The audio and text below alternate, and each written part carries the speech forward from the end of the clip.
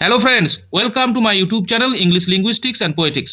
Friends, আজকেও আমরা UGC নেটের কিছু পুরনো প্রশ্ন নিয়ে এসে হাজির হয়েছি এবং তার উত্তর নিয়ে আলোচনা করব। এটা আমাদের চতুর্থ পর্ব চলছে, পার্ট 4 বলা যেতে পারে। এর আগে আরও 3টে নিয়ে এরকম ভিডিও তৈরি করেছি। যদি ভালো লাগে অবশ্যই চ্যানেলটিকে সাবস্ক্রাইব করে আমার পাশে থেকো। তো শুরু করে দিই দেরি না করে। এখানে প্রায় 19টা মতন কোশ্চেন আজকে আমরা আলোচনা করব, 32 থেকে 50 অবধি। তো দাগ নাম্বার 32 এর যে প্রশ্নটা রয়েছে শুরু করে দিই। রয়েছে, which of the following author theme is correctly matched?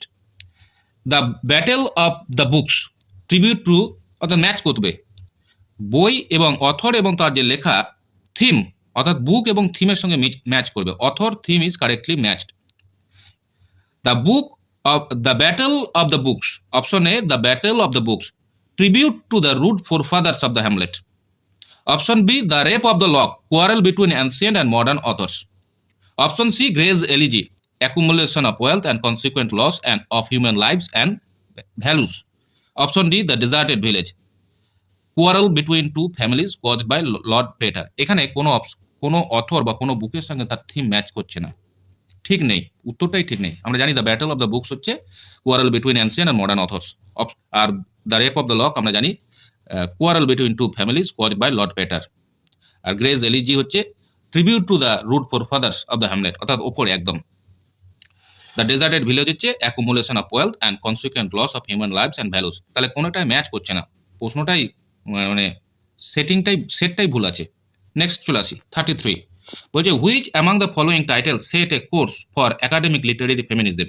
এখানে বলতে হবে না, a room of one's own, Virginia উলফের। Option C. 34. In which play do you see a reworking of E.M. Foster's A Passage to India as a cameo? Cameo, a little role played in a cinema, movie, play, etc. in a drama. Option A, The Birthday Party. Option B, Resounding Tinkle. Option C, Indianing. Option D, Amadeus. You know that is Indianing is the correct answer. Indianing, a play written by Tom Stoppard. তিনি হ্যামলেটেরও রিওয়ার্কিং করেছেন।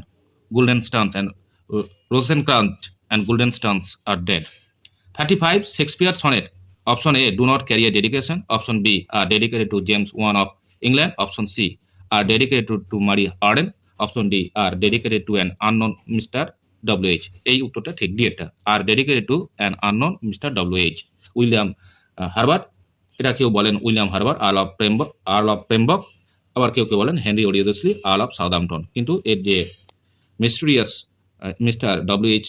এখনো সেটা mystery রয়ে গেছে। Roll number question number 36।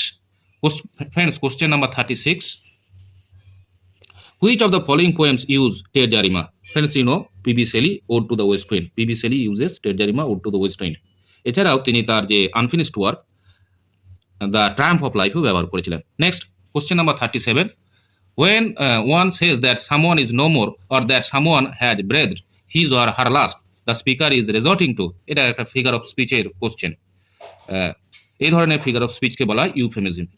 যে কখনো আমরা offensive বা হার্শ ল্যাঙ্গুয়েজকে আমরা অ্যাভয়েড করতে পারি, যে সেখানে আমরা সফট ল্যাঙ্গুয়েজ বা ব্যবহার করতে পারি, বা ঘুরিয়ে ঠিক বলা যাবে না, আমরা হার্শ মানে শকিং যাতে না লাগে, অফেন্সিভটাকে আমরা একটু নরম করে বলতে পারি, সফট করে বলতে পারি, সেক্ষেত্রে যে ফিগার অফ স্পিচ ব্যবহার করা হয় তাকে ইউফেমিজম বলে। অপশন এটা যদিও হাইলাইট করা আছে, অপশন এ উত্তরটা হবে না, ওটা হচ্ছে ইউফিজম উত্তর না, ইউফেমিজম, অপশন ডি। 38। ফ্রেন্ডস, বলছে which of the following are the companion poems, একে অপরের সঙ্গী কবি। উত্তরটা হচ্ছে অপশন এ রয়েছে gipsy songs and sonnets. Option B L'Allegro and Il Penseroso. C the good morrow and the sun রাইজিংও বলা হয়। ডি হচ্ছে full fathom 5 and hark the lark. আমরা জানি মিল্টনের লেখা L'Allegro and Il Penseroso, companion poem. 39। What does the term episteme signify? Epistemology, আমরা কথাটা যারা ইংলিশ লিটারেচারের সঙ্গে পরিচিত, এপিস্টেমোলজি মানে নলেজ, রিলেটেড টু নলেজ, এটা তার অপশন এ উত্তর, নলেজ। নেক্সট হচ্ছে question number 40, which of the following is the better definition of an image in literary writing? ইমেজের সবচেয়ে ভালো ডেফিনেশন কি হতে পারে? বলছে a reflection, option A. Option B, a speaking picture. Option C, a reflection. Option D, a reflected picture. উত্তরটা হচ্ছে the correct answer is B, a speaking picture. ইমেজের সবচেয়ে ভালো definition in literary writing. Next হচ্ছে whom did Keats regarded as the prime example of negative capability, William Shakespeare. Negative ক্যাপাবিলিটির সবচেয়ে বেশি ধারক হলেন William Shakespeare. Next, Charles Dickens a tale of two cities begins with the sentence it was the best of times, it was the worst of time. B, it was the brightest of times, it was the darkest of times. Option C, it was the richest of times, it was the poorest of times. Option D, it was the happiest of times, it was the saddest of times. বন্ধু, Charles Dickens তার যে এ tale of two সিটিজ, যে French রেভলিউশনের যে historical novel, সেটা শুরু করেছিলেন option A দিয়ে। It was the best of times, it was the worst of times. উত্তরটা হচ্ছে option A. Next, the work of Gerard Manley Hopkins were published posthumously by, এটা হচ্ছে Edward Moore, Edward Thomas, Robert Bridges, Coventry Patmore. উত্তরটা হচ্ছে Robert Bridges, 1918। Next, question number 44, chronological sequence. এই কোশ্চেনগুলো এখনকার যে ইউজিসি নেট, এখন ইউজিসি নেট কন্ডাক্ট করে না, এখন কন্ডাক্ট করে এনটিএ, খুব পরীক্ষায় পড়ে। অপশন এতে রয়েছে poison tree, the deserted village, the blessed damozel আর ওজিমেন্দাইস। এগুলা এই চারটে যে বুকস, এটাকে যদি আমরা সাজাই তাহলে দেখতে পাচ্ছি বন্ধুরা, এই পয়জন ট্রি আমরা জানি ব্ল্যাকের লেখা, 1794। আর তারপর চলে আসছে the deserted village. Deserted village হচ্ছে 1770, গোল্ডস্মিথের লেখা, অলিভার গোল্ডস্মিথ। তা অলিভার গোল্ডস্মিথ প্রথমে, তাহলে দ্য ডেজার্টেড, তারপর না বলি বন্ধুরা, দ্য ব্লেসেড ডেমোজেল। ব্লেসেড ডেমোজেল হচ্ছে ডিজি রোজের ট্রি। দ্য প্রি রাফায়েলাইট ব্রাদারহুড, মোটামুটি 1948, তাহলে ভিক্টোরিয়ান পিরিয়ড। আর ওজামেন্দাইস, এটা হচ্ছে সেলির লেখা কবিতা। তাহলে আমরা খুব সহজে সাজিয়ে ফেলতে পারি। The deserted village first, next a poison tree, next Ozymandias, the blessed damozel হচ্ছে লাস্ট। তাহলে অপশনটা হচ্ছে বি। নেক্সট ফ্রেন্ডস, এখানে যে আমি 45 পড়ে নিই তো। The term homology means a correspondence between two or more structure who of the following developed a theory of relation between literary works and social classes in terms of homologies? Friends, উত্তর হচ্ছে Antonio গ্রামাসি। তার যে বিখ্যাত homology হচ্ছে hegemony, cultural hegemony. Next হচ্ছে F Turner's, Frederick Turner's famous hypothesis is that. F টার্নার্সের hypothesis হচ্ছে friends frontier thesis. তার যে ফন্টায়ার থেসিস হচ্ছে, দ্য ফন্টায়ার থেসিসের মূল বিষয় হচ্ছে যে Frontier has played a vital role in shaping American civilization, American democracy, American American identity. তাহলে উত্তরটা হচ্ছে option B. Option A, B, C, D একবার দেখে নিই তবু। Option A, the frontier has outlived its ideological utility in American civilization. Option B, the frontier has posed a challenge তো হচ্ছে না। The frontier has been one of the great determinant of American civilization. Determinant ঠিক করেছে, নির্ধারক। Frontier হচ্ছে American সিভিলাইজেশনের একটা determiner, মানে নির্ধারক। আর ফ্রন্টায়ার, অপশন ডি হচ্ছে the frontier has been the one great deterrent. Deterrent মানে হচ্ছে কার, ব্লক, অবস্ট্রাকশনও না। তাহলে উত্তরটা হচ্ছে 46 এর হচ্ছে option B, sorry option C friends, option C. Right answer হচ্ছে option C. Option C, the frontier has been one of great determinant of American civilization. Which statements below on the Spencer and stanza is or are accurate?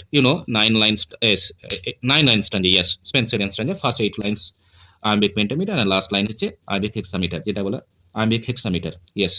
Option হচ্ছে, উত্তরটা হচ্ছে 3, অর্থাৎ C হচ্ছে একমাত্র 3 and 8 line stanza in iambic pentameter followed by a 9 in 6 iambic feet, that is option C, 3। Next হচ্ছে match করতে, আবার next match রয়েছে একটি, দাগ নাম্বার 48-এ। সেটি হচ্ছে match the following text with their respective themes, Areopagitica, Milton, Leviathan, Hobbes, Alexander's feast, Dryden, the way of the world. ওখানে রয়েছে fashion courtship seduction. Fashion courtship seduction হচ্ছে the way of the world. Congreve আমরা জানি, the comedy of manners. Next রয়েছে the liberty for unlicensed printing, freedom of press, এটা হচ্ছে মিল্টনের অ্যারোপাগ্রেটিকা। Absolute state পাওয়ারের কথা বলা আছে, অ্যাবসোলিউট সোভারেন্টি, মোনার্কিজম হচ্ছে লেভিয়াথান, হবসের। আর আলেকজান্ডার্স ফিস্ট হচ্ছে দ্য পাওয়ার অফ মিউজিক। উত্তরটা হচ্ছে কোড অনুযায়ী, উত্তরটা হচ্ছে option B. Next friend 49, the preliminary version of James Joyce portrait of the artist as a young man was called, এটা কোশ্চেনে খুব আসে, স্টেফেন হেরো, নেক্সট 40 বলছে অপশন নয়, 1 নম্বর বলেছে a pastiche is a mixture of themes, stylistic elements or subjects borrowed from other works। 2 নম্বরে রয়েছে it is distinguished from parody because not all parody is pastiche। 3, a pastiche is also known as a purple passage। 4. A pastiche is given to an elevated style, especially into the use of figurative language. Friends, a pastiche is a mixture of themes, stylistic elements, subject borrowed from other works, and it is distinguished from parody because not all parody is pastiche. এখানে উত্তরটা হচ্ছে option এ, 1 আর 2 হচ্ছে correct. পাস্টিজ মানে হচ্ছে অন্য কোনো লেখাকে অনুকরণ করে লেখা, মানে শিল্প যেটা অন্য কোনো শিল্পকে অনুকরণ করে লেখা। সমস্ত পাস্টিজ কিন্তু প্যারোডি নয়। এটা হচ্ছে পাস্টিজ মানেই প্যারোডি এরকমটা না। তাহলে আজকে এই অবধি আমাদের আলোচনা হলো। বন্ধুরা, ভালো লাগলে অবশ্যই আমার চ্যানেলটিকে সাবস্ক্রাইব করো। আরও এর সংক্রান্ত ভিডিও নিয়ে আমি পরে হাজির হব। ধন্যবাদ সকলকে।